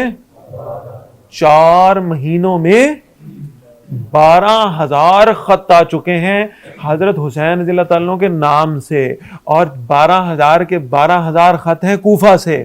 اور لوگ لکھ رہے ہیں کہ بھائی یہاں بڑا ظلم ہو گیا, مر گئے ہیں, مک گئے ہیں, ختم ہو گئے ہیں, ہم نے بیعت نہیں کی یزید کی, ہم آپ کے انتظار میں بیٹھے, جلدی پہنچیں. آپ حضرت حسین رضی اللہ تعالیٰ کے اسٹیٹس کو سمجھ رہے ہیں؟ 60 آدمی سر پہ سوار ہیں اور 12,000 خطوط پڑے ہوئے ہیں. بات آ رہی سمجھ؟ ان 60 کوفیوں نے پریشر ڈال کر اس پریشر کی انتہا کی ہے ذی الحج شروع ہونے پہ کہ لوگ آ جائیں گے اور حقیقت کھل جائے گی. اس سے پہلے حضرت حسین رضی اللہ تعالیٰ کو یہاں سے لے کر نکلے. تو 8 ذی الحج کو یہ سفر شروع ہوا ہے, اور حضرت حسین رضی اللہ تعالیٰ کے ساتھ کون ہے؟ خواتین ہیں, بچے ہیں, گھر کے لوگ ہیں, صرف کوئی ہتھیار نہیں ہے, کوئی ہتھیار نہیں. بھئی اگر حق و باطل کی جنگ ہونے جا رہی تھی, جو میں اور آپ کہتے ہیں کہ یہ تو حق اور باطل کی جنگ تھی, تو اس حق اور باطل کی جنگ کے لیے حضرت حسین رضی اللہ عنہ کوئی بندہ ساتھ نہیں لے کے گئے, کسی کو کنونس نہیں کیا, کسی کو تیار نہیں کیا. یہ بات سمجھ میں آ رہی؟ یعنی مسلم بن عقیل کو بھیجا ہے انہوں نے کوفہ میں, بڑی دلچسپ بات. مسلم بن عقیل رضی اللہ عنہ کو بھیجا گیا, انہوں نے کوفہ میں جا کر کچھ دن گزارے. 18,000 لوگ کوفہ کے ایسا تھے جنہوں نے مسلم بن عقیل کی بیعت کر لی. کتنے؟ بڑی مزیدار بات ہے. 18,000 کوفہ کے لوگوں نے آ کر مسلم بن عقیل کی کیا کر لی؟ بیعت کر لی, اور کہا حضرت حسین کو جلدی بلائیں جی. مسلم بن عقیل رضی اللہ عنہ نے خط لکھا حضرت حسین رضی اللہ عنہ کو, جی بالکل آپ کی اطلاعات درست تھیں, یہاں لوگوں نے یزید کی بیعت نہیں کی تھی, یزید کے گورنر کی بیعت نہیں کی تھی, 18,000 لوگوں نے میری بیعت کر لی ہے, اور اب وہ آپ کی بیعت کرنے کو تیار ہیں, آپ تشریف لے آئے. یہ خط لکھوایا گیا مسلم بن عقیل سے, یہ خط ڈسپیچ ہو کے بھیج دیا گیا, اور تیز رفتاری سے. ڈاکیے کس کے تھے؟ ڈاکیے تو وہی تھے نا سارے. خط بھیج دیا گیا.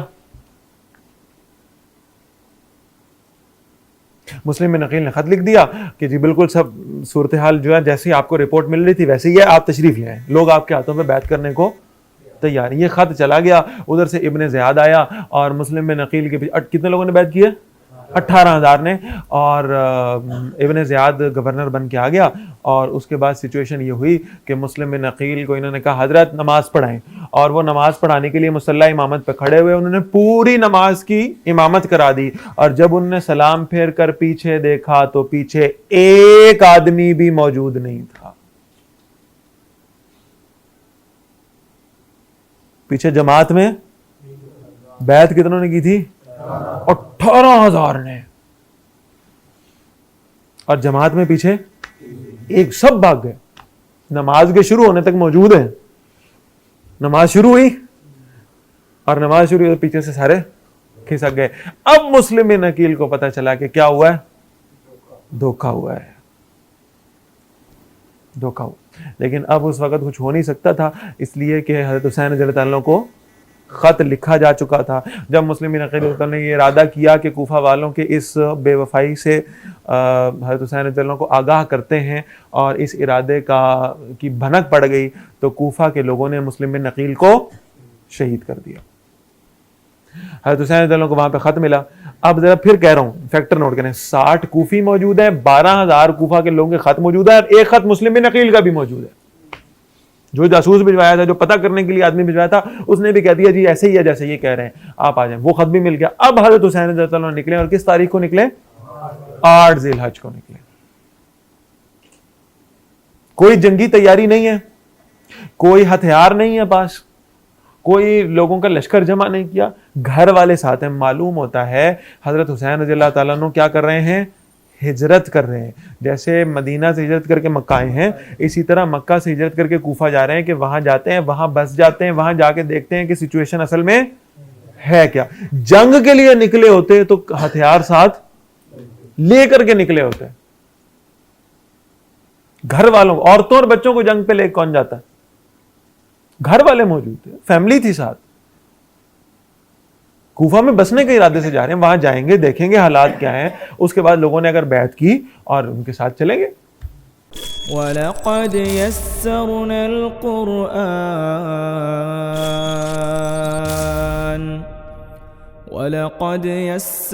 الْقُرْآنَ لِلذِّكْرِ فَهَلْ مِن مُّدَّكِرٍ